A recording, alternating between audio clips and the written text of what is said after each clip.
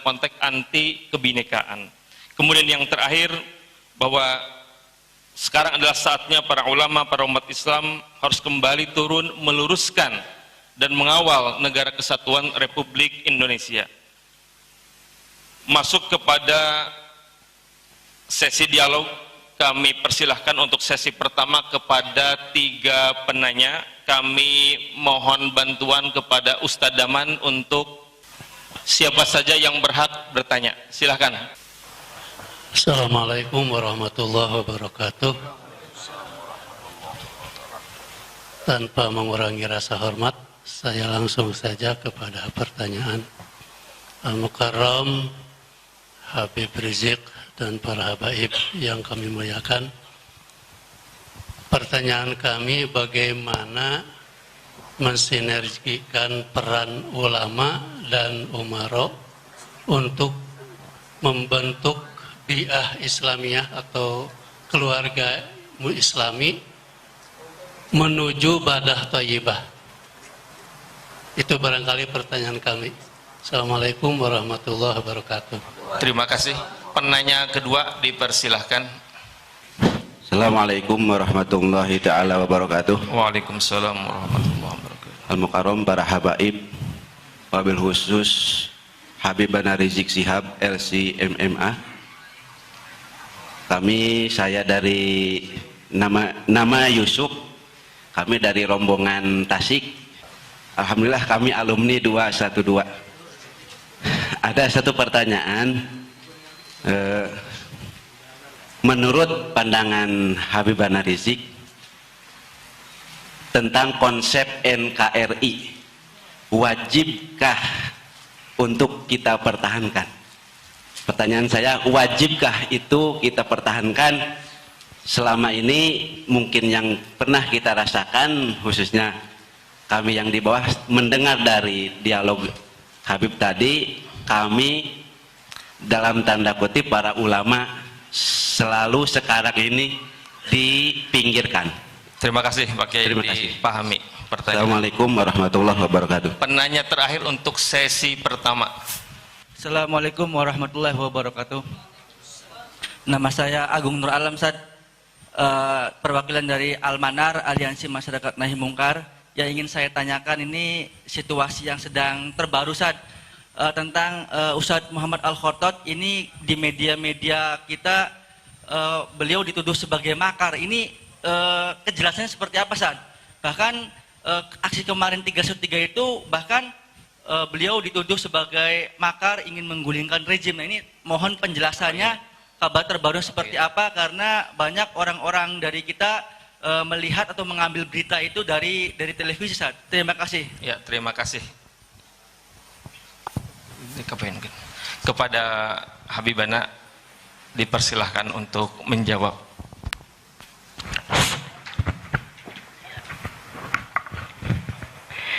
Terima kasih kepada 3 penanya yang Masya Allah luar biasa. Pertanyaannya singkat, padat, ringkas, jelas, bagus karena fokus. Kita mulai dari pertanyaan yang pertama. Bagaimana mensinergikan peran ulama dan umaro? Ahibah il-kiram, mensinergikan peran ulama dan umaro merupakan satu keniscayaan. Sesuatu yang tidak boleh tidak, harus selalu kita upayakan. Nah, karenanya para ulama wajib untuk tetap pada posisinya sebagai ulama yang memberikan masukan-masukan yang baik, nasihat-nasihat yang bagus, dan peringatan-peringatan saat diperlukan kepada umaro. Jangan kalau umaro salah dibiarkan. Nah, begitu juga sebaliknya, para umaro menjalankan perannya sesuai dengan posisinya, yaitu membangun negeri, menjaga persatuan, jangan memecah belah umat, memperhatikan rakyat. Kalau masing-masing menjalankan yaitu tugas dan perannya, saya yakin niscaya ulama dan umaro akan sinergi. Karena manakala umaro itu sudah melaksanakan tugasnya dengan baik sebagaimana amanat agama maupun amanat perundang-undangan, tidak ada alasan bagi ulama untuk menolak umaro. Nggak ada alasan lagi bagi ulama untuk mengkritisi umaro. Justru kewajiban ulama untuk mendukung umaro. Tapi kalau ulamanya membiarkan umaronya ini berbuat kemungkaran, kemaksiatan, melakukan pelanggaran, kesalahan, saudara, oh ini berbahaya sekali. Nah karena itu bagaimana mensinergikan ulama dan umaro? Maka yang pertama adalah masing-masing dari ulama dan umaro wajib untuk menjalankan tugasnya sebagaimana amanat agama maupun amanat perundang-undangan kita. Nah itu yang pertama. Nah yang kedua perlu kita ketahui juga bahwa para umaro di dalam mengambil satu keputusan, mengambil satu kebijakan, jangan lupa untuk bertanya kepada ulama. Jangan mentang-mentang ulama bukan anggota dewan, ulama bukan anggota MPR, mereka seenaknya bikin-bikin peraturan tanpa bertanya kepada ulama. Itu berbahaya. Nah kalau mereka nanti membuat satu aturan yang bertentangan dengan agama, kalau mereka membuat satu aturan untuk melegalkan minuman keras, kalau mereka membuat satu aturan untuk melegalkan perjudian, nah ini berbahaya. Memang ulama bukan anggota dewan, ulama bukan menteri, ulama bukan masuk sistem, tapi jadikanlah ulama sebagai tempat rujukan. Tanya, minimal kalau nggak mau tanya kepada ulama-ulama secara person, tanyalah kepada MUI yang memang sudah dibangun oleh pemerintah sebagai penasehat negara. Ini yang terjadi, kadang-kadang MUI sudah keluarkan fatwa justru dilawan oleh negara. Ini problem buat kita. Ini jadi persoalan serius buat kita, sehingga ulama nggak dihargai. Nah giliran lagi ada sesuatu yang mendesak, datang ke ulama minta fatwa. Nah, tapi giliran mereka ingin menggolkan syahwat mereka, mereka kesampingkan itu fatwa ulama. Nah ini yang terjadi di negeri kita. Kalau ini terus-menerus dibiarkan, bagaimana bisa sinergi ulama dengan umaro? Nah, jadi mestinya ulama itu di sini kan ada, katakan ada MUI, katakanlah yang besar ada NU, ada Muhammadiyah, diajak bicara. NU-nya dipanggil, Muhammadiyahnya dipanggil, MUI-nya dipanggil sebelum menelurkan satu perundang-undangan. Jangan sampai ada undang-undang diketok palu, mesti dijalankan, bertentangan dengan syariat, diprotes oleh semua ulama. Ini akan menimbulkan kehebohan nasional. Saya pikir itu 2 poin yang paling penting, walaupun di sana masih banyak cara-cara lain yang harus ditempuh, tapi 2 poin itu yang paling inti. Bagaimana mensinergikan ulama dan umaro. Saya yakin kalau fatwa para ulama kita dijadikan rujukan oleh umaro, insya Allah ulama akan makin hormat umaro. Ulama akan makin hormat umaro. Ulama akan makin membantu umaro, yaitu untuk bagaimana menjaga kedamaian dan mensukseskan pembangunan yang ada, insya Allah. Baik, pertanyaan yang kedua, wajibkah kita pertahankan NKRI?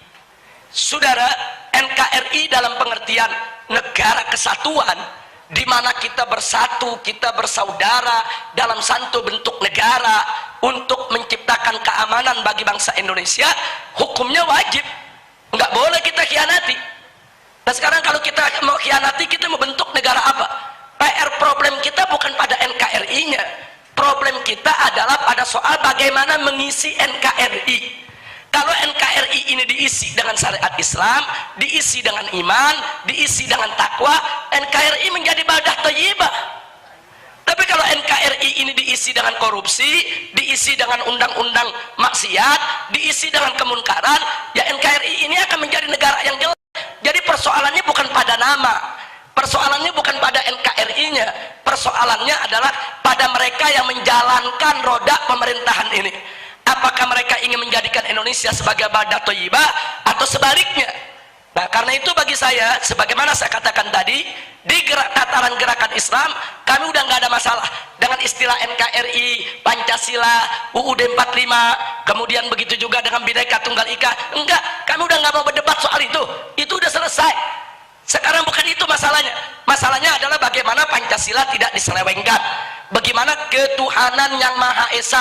Berarti negara ini harus menjunjung tinggi nilai-nilai ketuhanan yang Maha Esa.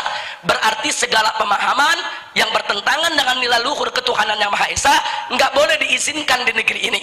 Seperti pemahaman liberal, pemahaman sekuler, pemahaman pluralisme, pemahaman komunisme, leninisme, marxisme, itu bertentangan dengan ketuhanan yang Maha Esa. Begitu juga segala perbuatan yang bertentangan dengan nilai-nilai luhur ketuhanan yang Maha Esa nggak boleh dilegalkan di negeri kita, seperti pelacuran, seperti perzinahan, seperti korupsi, seperti minuman keras, narkoba, dan lain sebagainya. Kita harus sepakat ketuhanan yang Maha Esa adalah dasar daripada negara kita, kemanusiaan yang adil dan beradab. Berarti segala perbuatan yang tidak adil, perbuatan yang tidak beradab, nggak boleh dibiarkan di Republik ini terjadi, saudara. Harus betul-betul ditegakkan keadilan bagi rakyat Indonesia. Yang ketiga, persatuan Indonesia. Kita nggak ada masalah, memang kita wajib bersatu kok.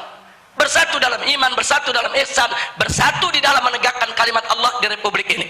Kemudian yang keempat, kerakyatan yang dipimpin oleh hikmat kebijaksanaan dalam permusyawaratan perwakilan, permusyawaratan ajaran Islam. Wasawirhum fil amri wa amruhum syura bainahum. Enggak ada masalah. Kemudian yang kelima, keadilan sosial bagi seluruh rakyat Indonesia. Oh iya, rakyat Indonesia nggak boleh dibiarkan melarat, miskin, kelaparan. Saudara, mereka betul-betul keadilan sosialnya harus mereka rasakan. Maka itu saya katakan sekali lagi, Pancasila, NKRI, Bhinneka Tunggal Ika, UUD 45 sudah finish, sudah selesai. Kita nggak usah berdebat lagi. Yang penting bagaimana kita menerjemahkannya jangan melanggar syariat Islam. Bagaimana kita menafsirkannya jangan melanggar daripada akidah yang kita punya. Bagaimana kita mengimplementasikannya betul-betul sejalan dengan ajaran Nabi Muhammad Sallallahu Alaihi Wasallam. Kemudian yang ketiga, bagaimana dengan kasus Kiai Khattab? Kasus Kiai Khattab ini termasuk salah satu kasus lanjutan daripada kriminalisasi ulama. Saudara, Kiai Khattab ini ditangkap di malam sebelum digelar besoknya, yaitu aksi 313. Nah, kenapa ditangkap? Supaya aksi 313 digagalkan, dibatalkan. Loh, kenapa saya bisa mengatakan begitu? Ini bukti di lapangan. Begitu Kiai Khattab ditangkap, saudara, saya minta kepada teman-teman untuk tetap hadir di Istiqlal. Bahkan saya punya menantu paling ujung, Habib Muhammad bin Hussein Al-Atas, saya minta kau pergi, kau duduk di depan, deketi itu para tokoh Islam, jangan gentar dengan penangkapan Kiai Khattab, nggak boleh dibatalkan oleh siapapun. Akhirnya Habib Muhammad ini bicara dengan beberapa ustadz, termasuk bicara dengan Pak Amin Rais dan lain sebagainya. Nah, ada yang menarik, begitu selesai sholat Jumat, pihak Masjid Istiqlal lewat sound system mengumumkan, saudara, bahwa acara dibatalkan. Ini kan sabotase. Tapi akhirnya ada Ustadz Sambo, ada Ustadz Asri, ada Ustadz yang lain langsung maju ke depan protes. Ambil lagi itu mic, umumkan ke umat bahwa aksi tidak dibatalkan. Nah, jadi artinya memang penangkapan Kiai Khattab itu untuk membatalkan aksi, saudara. Tapi kiai-kiai kita nggak mundur, aksi tetap jalan kok. Nah, kemudian sampai hari ini tidak ada satu bukti pun Kiai Khattab itu melakukan makar. Kiai Khattab ini sudah 3 kali yaitu menggelar aksi bela Islam. Aksi bela Islam 112 di Masjid Istiqlal itu FUI yang menggelar. Aksi 212 jilid 2 depan DPR itu FUI yang menggelar. Dan aksi 313 kemarin depan Istana juga FUI yang menggelar. Tidak ada unsur makar. Nah, maka itu kalau Anda tanyakan kenapa ditangkap, ini bagian daripada kriminalisasi ulama. Nah, langkah apa yang kami lakukan? Kami sudah bentuk tim pengacara. Nah, ada ratusan pengacara yang bergabung sedang melakukan upaya-upaya hukum, dan dari beberapa ustadz juga rombongan sudah menghadap ke pimpinan DPR dan MPR untuk melaporkan persoalan tersebut, dan lobby-lobby terus kita lakukan agar Kiai Khattab ini bisa segera dilepaskan. Termasuk Kiai Haji Muhammad Arifin Ilham pun sudah bicara langsung dengan Bapak Kapolri, sudah dialog langsung dengan Bapak Kapolri agar Kiai Khattab untuk segera dilepaskan. Nah, kita lihat saat itu Pak Kapolri menjanjikan ya ini masih proses, mudah-mudahan selesai proses ini bisa dikeluarkan. Kita lihat ke depan. Tapi satu hal yang perlu kita catat, Kiai Khattab dari dalam penjara memberikan amanat. Beliau tidak minta dibebaskan. Beliau hanya mengatakan, 1, umat Islam tetap bersatu, 2, umat Islam tetap turun untuk menegakkan keadilan, dan Dan yang ketiga, umat Islam tetap fokus. Jakarta harus direbut oleh umat Islam. Nah, itu saja yang bisa saya sampaikan. Terima kasih. Terima kasih. Mohon izin kepada panitia, apakah bisa dilanjut ke sesi kedua? Mengingat waktu. Cukup. Habib Gures yang berdoa rumah. Nah, Dep kalau mayit. Di belakang itu ada yang pengacung duluan tapi nggak diakomodir pertanyaan. Ya. Yang belakang. Oke, satu lagi kepada Ustadz Daman, tadi katanya ada yang ngacung, tolong dikasih mic-nya. Assalamualaikum warahmatullahi wabarakatuh. Allahu Akbar. Sallu ala Muhammad. Terima kasih. Baru kali ini saya bisa hadir dalam forum seperti ini bersama Habibana. Semoga pertemuan macam kayak gini ini berlanjut di kemudian hari, amin. Terima kasih atas waktu yang diberikan oleh moderator. Ada beberapa hal sebetulnya yang kepingin saya tanyakan karena waktu yang tidak begitu berkenan.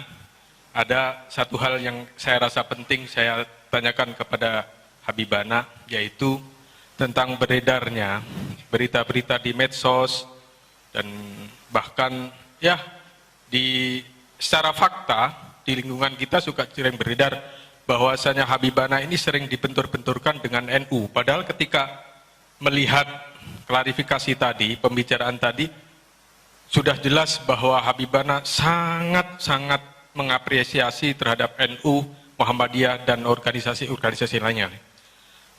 Semoga aja ini tidak menjadi kenyataan bahwa apa yang terjadi di medsos itu benar-benar ini upaya untuk meminggirkan ulama. Bahwa sering kita buka YouTube, kita buka Instagram atau buka yang lainnya, sering ada pembicaraan-pembicaraan yang isinya antara Habibana dengan Gus Dur, dengan tokoh-tokoh lain di NU misalnya atau di organisasi lain, sering seakan-akan debat kusir. Ini yang menurut saya sangat-sangat memprihatinkan dan bahkan saya ingin mengatakan ini mengkhawatirkan. Karena bagaimanapun yang namanya gajah ketika bertarung yang menjadi korban semutnya. Itu antara lain. Ya, terima kasih. Semoga Habibana beserta Habib Mikdad, Habib Quraisy Baharun menjadi pencerah. Kalau dulu ada trio kiai yang untuk memerdekakan Indonesia, sekarang ada trio pencerah, 3 Habib ini. Terima kasih. Assalamualaikum warahmatullahi wabarakatuh. Waalaikumsalam warahmatullahi wabarakatuh. Penanya terakhir kepada Kesepuhan Bapak Kiai Dodo, dipersilahkan. Assalamualaikum warahmatullahi wabarakatuh. Pengalaman sejarah PIP tahun 65 itu komunisme sebelum pemberontakan 3/12 itu infiltrasi ke berbagai elemen TNI itu dan ini. Apakah indikasi itu sekarang ada? Barangkali Habib ada informasi, itu satu. Yang kedua, saya pernah lihat di TV Bib, Profesor Sapi Antonio terinspirasi atau memang sudah ada komunikasi dengan Habib Rizik masalah adanya upaya aplikasi ekonomi syariah.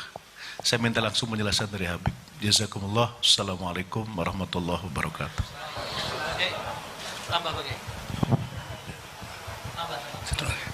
Assalamualaikum warahmatullahi wabarakatuh. Nama saya Abdullah Dunun, pengasuh pesantren Al-Mutawalli. Apa yang dikemukakan tadi keperhatian, termasuk keperhatian saya sendiri, melihat sandiwara-sandiwara yang diperankan oleh tokoh-tokoh politik di Jakarta. Untuk itu saya ingin bertanya ke Habib, bagaimana kalau ternyata pengadilan Jakarta memenangkan si Ahok? Assalamualaikum. Terima kasih, cukup. Kepada Habibana Al-Habib Rizik Syihab dipersilahkan. Terima kasih kepada para kiai yang baru saja menyampaikan pertanyaannya, luar biasa, lebih bagus lagi. Baik, yang pertama saya mulai. soal yaitu hubungan kami, saya dan kawan-kawan di FPI dengan NU. Perlu diketahui bahwa para pendiri FPI ini dari kalangan habaib dan kiai di Jakarta semuanya merupakan keluarga besar NU. Semuanya merupakan keluarga besar NU. Sehingga secara prinsip apakah itu akidah maupun syariat, FPI dengan NU tidak berbeda. Oleh karenanya di dalam anggaran dasar FPI dituangkan bahwa FPI adalah organisasi Islam yang berasaskan Islam, berakidahkan Asy'ariyah dan bermadhab fikih Syafi'i. Itu dituangkan dalam anggaran dasar dan itu kesepakatan pendiri, tidak boleh diubah sampai kapanpun juga.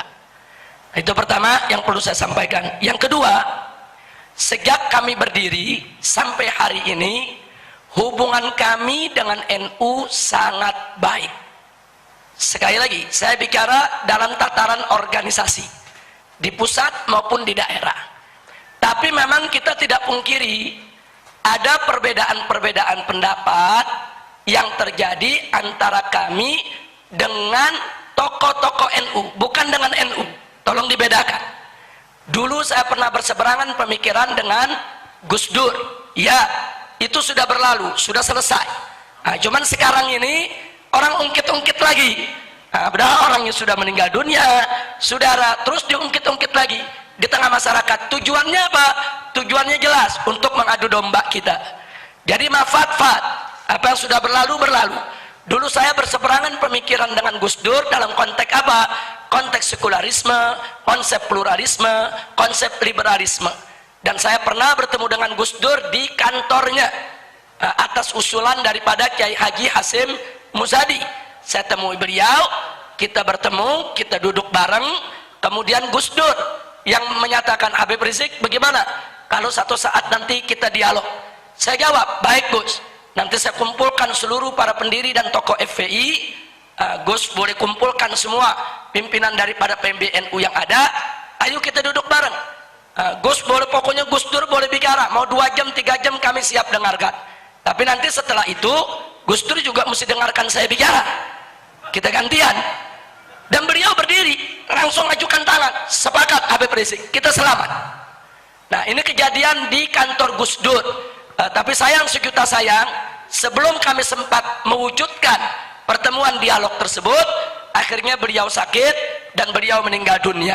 Tapi keinginan-keinginan ini tetap kita junjung tinggi. Makanya hubungan saya dengan Gus Solah sampai hari ini sangat baik. Nah, apalagi dengan almarhum Kiai Haji Hasim Muzadi. Kiai Haji Hasim Muzadi sudah saya anggap bukan hanya sebagai sahabat, tapi sebagai orang tua, sebagai guru.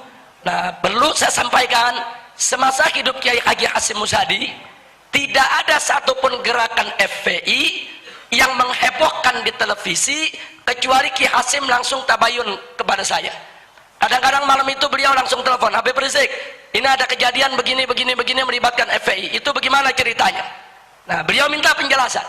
Nah, kadang-kadang saya dipanggil, Habib Rizik besok bisa gak datang ke kantor PBNU, kita mau dengar. Saya nggak mau dengar dari orang lain. Kemudian kita datang. Bahkan ada yang lebih mengejutkan lagi. Begitu terjadi peristiwa di Kendal, mungkin masih ingat beberapa waktu yang lalu, itu pagi-pagi jam 6 pagi Kiai Hasim udah ngetok pintu rumah saya. Beliau telepon saya nggak dapat, jam 6 udah ngetok pintu rumah saya. Habis sholat subuh dia berangkat. Nah, kemudian disampaikan, Habib, sengaja saya datang kemari, saya nggak mau ke kantor dulu, karena ini kalau ke kantor nanti banyak wartawan pasti nanya. Kalau saya belum dapat dari sumber yang sebenarnya, bagaimana saya jawab mereka? Duduk di rumah, sarapan di rumah, kita jelaskan apa yang terjadi. Itulah sosok almarhum Kiai Haji Hasim Muzadi. Beliau itu suka tabayun, beliau lalu berkomunikasi, mengklarifikasikan berbagai macam masalah. Makanya hubungan saya dengan beliau sangat-sangat baik. Enggak sampai di situ, terakhir sebelum beliau meninggal dunia, setelah kami turun aksi 411, kemudian merencanakan aksi 212. 3 hari sebelum aksi 212, Kiai Hasim Muzadi ini mengejar saya. Telepon saya nggak nyambung-nyambung, saya gonta-ganti nomor karena banyak penyadapan. Kemudian kontak ke sana kemari nggak dapat. Begitu beliau dapat informasi saya sedang menyampaikan ceramah di daerah Cibubur, beliau langsung meluncur dari rumahnya ke arah Cibubur untuk menemui saya di tempat ceramah. Nah begitu ketemu beliau minta bicara. Nah begitu bicara apa yang disampaikan? Disampaikan semua, Habib jangan mundur untuk menegakkan yang hak. Ini gerakan PKI di mana-mana sudah merajalela. Saya sudah bicara langsung dengan Presiden. Saya ini Dewan Pertimbangan Presiden. Saya sudah sampaikan kepada Bapak Presiden, tapi sampai saat ini belum ada langkah-langkah konkret yang diambil. Tolong Habib jaga umat, tolong Habib satukan umat seperti 411. Nanti kalau turun 212, satukan semua umat. PKI tidak boleh dibiarkan untuk bangkit kembali. Itu amanat beliau ya kawan, kita terima. Nah jadi sekali lagi saya katakan, hubungan FPI dengan NU ini hubungan ibarat hubungan anak dengan orang tua, saudara. Nggak ada yang aneh dalam hubungan itu, saudara. Tapi kalau oknum tokoh NU berseberangan pemikiran dengan kami, ya saya tidak sepemikiran dengan Gus Dur, ya saya tidak sepemikiran dengan Said Agil Siraj, ya saya tidak sepemikiran dengan Mas Dar F. Masudi, ya saya tidak sepemikiran dengan Gus Mus, ya tapi saya sejalan dengan Kiai Haji Hasyim Muzadi, saya sejalan dengan Kiai Haji Ma'ruf Amin. Bahkan Kiai Haji Ma'ruf Amin manggil saya ke MUI. Begitu saya datang ke MUI, saya dijabat tangan, Habib Rizik, ini kasus Ahok harus dikawal sampai tuntas. Beliau yang amanatkan kepada saya. Nah beliau selain ketua umum MUI, beliau juga Rais Am Nahdlatul Ulama. Saudara, jadi siapa bilang kami punya permusuhan dengan NU? Tidak. Kiai Haji Ma'ruf Amin orang tua saya. Bahkan beliau yang memberikan amanat kepada saya, ini kasus Ahok jangan sampai ditinggal. Habib Rizik harus tuntaskan ini kasus. Nah jadi sekali lagi karena itu saya diberi semangat oleh orang tua, diberi semangat oleh Kiai Haji Ma'ruf Amin, sampai hari ini kasus Ahok tetap kita kawal. Setiap sidang tetap kita kerahkan umat untuk menjaga sidang tersebut. Nah menyangkut pertanyaan tadi soal sidang tersebut, doakan saja Pak Kiai, insya Allah melawan Ahok ini kita harus menang di medsos, harus menang di pilkada, harus menang di pengadilan. Nah jadi artinya kita akan berusaha semaksimal mungkin untuk memenangkan pertempuran tersebut. Jadi saya nggak mau jawab andai kata kalah bagaimana, saya mau optimis menang saja. Saya mau optimis menang saja. Insya Allah umat Islam diberikan kemenangan. Amin ya Rabbal Alamin. Nah kemudian pertanyaan yang berikutnya tadi dari Kiai kita soal infiltrasi PKI, penyusupan. Jadi percis yang Kiai tanyakan itu, itulah yang disampaikan oleh Kiai Haji Hasyim Muzadi kepada saya. Bahkan beliau mengatakan, Habib hati-hati, tolong FPI dijaga, jangan sampai ada penyusup-penyusup yang memang ingin mengadu domba kita, menghancurkan kita, nanti mereka masuk ke ormas-ormas Islam yang ada. Jadi artinya kecurigaan Pak Kiai itu sebetulnya termasuk yang diwaspadai oleh Kiai Haji Hasyim Muzadi, bahkan menjadi amanat beliau sebelum beliau wafat. Jadi memang kita mesti waspada dari segala bentuk infiltrasi tersebut. Nah kemudian mengenai Muhammad Syafi'i Antonio, jadi betul kami dari GNPF MUI, Gerakan Nasional Pengawal Fatwa MUI, melakukan pertemuan pakar ekonomi di Jakarta. Hampir 300 pakar ekonomi kami satukan, mereka punya semangat yang sama untuk membangun ekonomi umat. Nah akhirnya disepakatilah kita bentuk koperasi syariah 212, dan yang disetujui sebagai pimpinannya adalah Muhammad Antonio Syafi'i, yang juga didampingi oleh Ihsanuddin Nursi, juga Bapak Anggito Abimanyu. Jadi mereka-mereka yang mengelola daripada koperasi syariat tersebut. Tapi ada hal yang menarik, sebulan yang lalu Kiai Haji Ma'ruf Amin menyampaikan kepada saya bahwa beliau juga ingin melakukan satu revolusi ekonomi di tengah umat Islam, dan itu sudah mulai beliau cetuskan pada saat pertemuan di Pati, Jawa Timur kemarin ini. Jadi beliau menginginkan supaya pondok-pondok pesantren NU yang ada di seluruh Indonesia ini betul-betul punya koperasi syariat yang kuat. Jadi jaringan pesantren itu kalau disatukan itu luar biasa, luar biasa. Nah, jadi beliau juga kemarin mengajak saya untuk mengumpulkan pakar-pakar ekonomi yang ada di Koperasi Syariat 212, bagaimana untuk merumuskan supaya pesantren juga ke depan punya koperasi yang khusus, yang kuat, supaya pesantren tidak ada lagi yang terbengkalai, nggak ada lagi pesantren yang ustadznya dapurnya nggak ngebul, yang ustadznya nggak bisa makan. Nah, ini semua mesti kita pikirkan. Melalui koperasi semua ustadz bisa sejahtera secara halalan thayyiban. Nah, saya mendukung apa yang diinginkan oleh Kiai Haji Ma'ruf Amin, dan kita ke depan yaitu akan bekerja sama untuk menggerakkan umat di mana-mana agar pondok-pondok pesantren juga punya koperasi yang kuat. Beberapa pondok pesantren sudah punya koperasi bagus, seperti Sidagiri umpamanya. Itu luar biasa pondok pesantrennya. Nah, jadi koperasi pesantren Sidagiri itu patut untuk menjadi contoh buat pesantren-pesantren yang lain. Pesantrennya itu kuat, bagus, kemudian merata, dan anggotanya juga begitu banyak. Bahkan sampai dana yang dikumpulkan itu udah mencapai ratusan miliar. Nah, karena itu luar biasa, bahkan katanya sudah triliun. Nah, karena itu sekali lagi saya pikir masih banyak. Ada pesantren di Gontor, ada pesantren di Sidagiri, ada pesantren NU maupun yang lainnya yang besar-besar, itu sudah jalan ekonominya. Nah, insya Allah ke depan ekonomi ini akan semakin bangkit lagi. Amin ya rabbal alamin. Baik, saya pikir itu yang bisa saya sampaikan.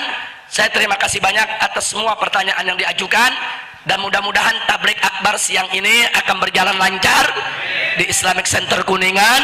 Dan terima kasih kepada Bapak Bupati yang mau hadir bersama kita di tempat ini. Jazakumullahu khairal jaza, sehingga beliau bisa mendengar langsung apa yang kita sampaikan, sehingga tidak mendengar dari orang konon katanya. Insya Allah persepsi kita tidak akan salah dan kita tidak gagal paham. Nah, itu saja yang bisa saya sampaikan. Terima kasih secara khusus kepada Habib Guresh Baharun yang telah menjadi tuan rumah pada hari ini. Kita doakan agar beliau panjang umur dalam taat dan ibadah, sehat walafiat, agar pondok pesantren yang dibangun oleh beliau ini menjadi mahadan solehan thayyiban mubarakan, agar beliau dikaruniakan anak keturunan yang solehin dan solehat, agar segenap santri-santri beliau dijadikan sebagai generasi umat yang bermanfaat bagi agama